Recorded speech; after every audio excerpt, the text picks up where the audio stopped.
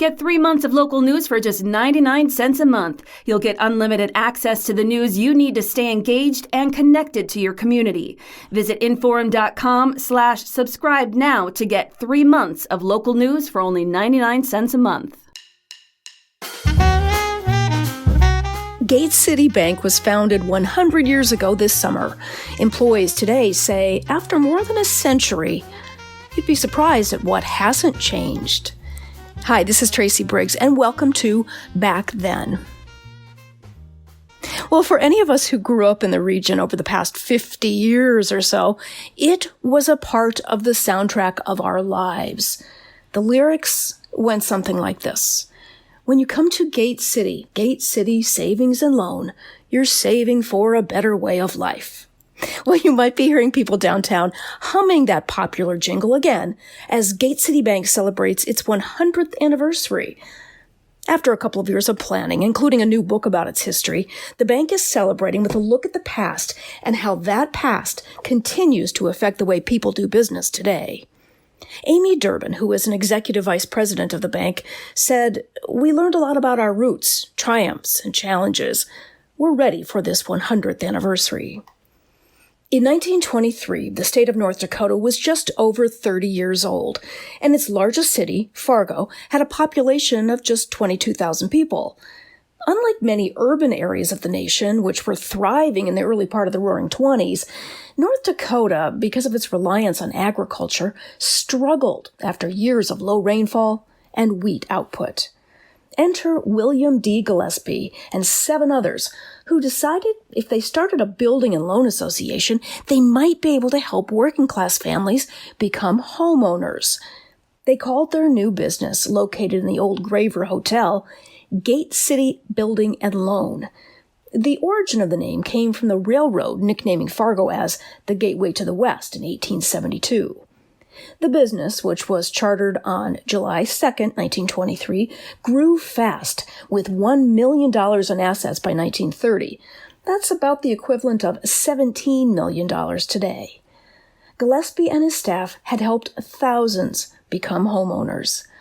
Durbin said the goal of Gillespie and the others, more than anything, was giving back for the public good. She said, "I think that really set the stage for even who we are today, because they could have easily sold out and gotten gobbled up by a larger bank. And they said, no, we're here to help people. So we will help people through and through, and I believe in that today." However, it certainly got tougher to help people as the 30s rolled along and the Great Depression and drought took hold. Assets dropped, and customers fought to keep their homes, farms, and businesses. Albert Bergerson, who joined the board of directors for Gate City in 1930 and served for another 40 years, is quoted in Gate City's new history book, which is called For a Better Way of Life, Celebrating 100 Years. He said this, "I don't think anybody anticipated that it would be as long as it was or as tough, but we always had some sense of optimism." Durbin adds, "I think that they made it through all this because they stuck to their roots. There were challenging times, and there'll always be challenging times, but I feel like if you stick to the core of who you are and you take care of your people, you take care of your customers, your communities, you'll get through it."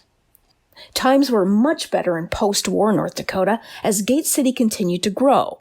Durbin said, back in the 50s and 60s, I think they were wanting to establish more branches and more bank locations because they wanted to serve more people. We have 44 locations now, and we're in 23 communities.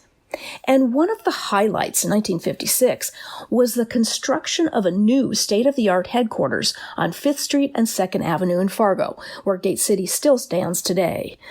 Through the construction project, the Forum wrote full-page spreads about the features in the state-of-the-art new building. Durbin said, "Some of the language in the story said it was the finest in the Northwest. It had air conditioning, modern elevators, and a beautiful staircase. More than 20,000 people toured the building when it was done." Over the past century, a lot has changed in terms of technology and even products and services offered, in part because of Gate City's change from Gate City Savings and Loan to Gate City Bank. For example, savings and loans were not allowed to offer checking accounts. Durbin said, We weren't able to offer a checking account until the early 80s. That's when our rainbow checking became a thing. And probably around 1990, we launched totally free checking, which was a really unusual idea. But Durbin said so much more has remained the same. It's always been a mutual bank, meaning that they have no shareholders and aren't owned by any single entity. She said that leaves the focus on helping the community, just like William Gillespie did 100 years ago. She recalls the start of the Better Life student loan when former president and CEO Steve Swantek wanted to provide a low-interest loan for new graduates to stay in the community, to build homes, start lives here. She said, the regulators came back to us and said, is this true? Because it's not a moneymaker for us. And they challenged what we were doing, and we said, no, this is our giving back. Durbin said it's been a busy time preparing for this 100th anniversary summer, which includes a special week of celebration from August 14th to the 18th. It features deals for customers and potential customers, and even a special limited edition chocolate-covered potato chip cookie, which is basically a shout-out to the cookies that have become synonymous with their lobby. But it's the words of founder William Gillespie that sticks with many people at Gate City. He said this at the founding of the bank 100 years ago. I trust that in the coming years, we shall all look back at these pioneer days with great satisfaction in realizing that we had a part in the inception of an institution which is growing to large proportions, and in the coming years shall contribute to the comforts and happiness of a great number of citizens of our state. Durbin said, we're living his dream.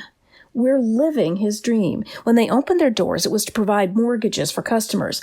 And we're the number one mortgage lender. And we have a significant market share in North Dakota. And I think how proud he would be of where we're at today. It warms my heart to think about that. Now, if you'd like more information about Gate City's Celebration Week, August 14th, which does include loan, CD, and checking account promotions and giveaways, and of course the samples of those limited edition cookies, you just need to go to their website, which would be gatecity.bank and /100.com, and you'll find all the information you can there. Thanks for joining me on Back Then. I hope you catch me next time. If you're loving this podcast, be sure to check out our full lineup. From news and local politics to sports and true crime, find your next great listen right now at inforum.com/podcasts. That's inforum.com/podcasts.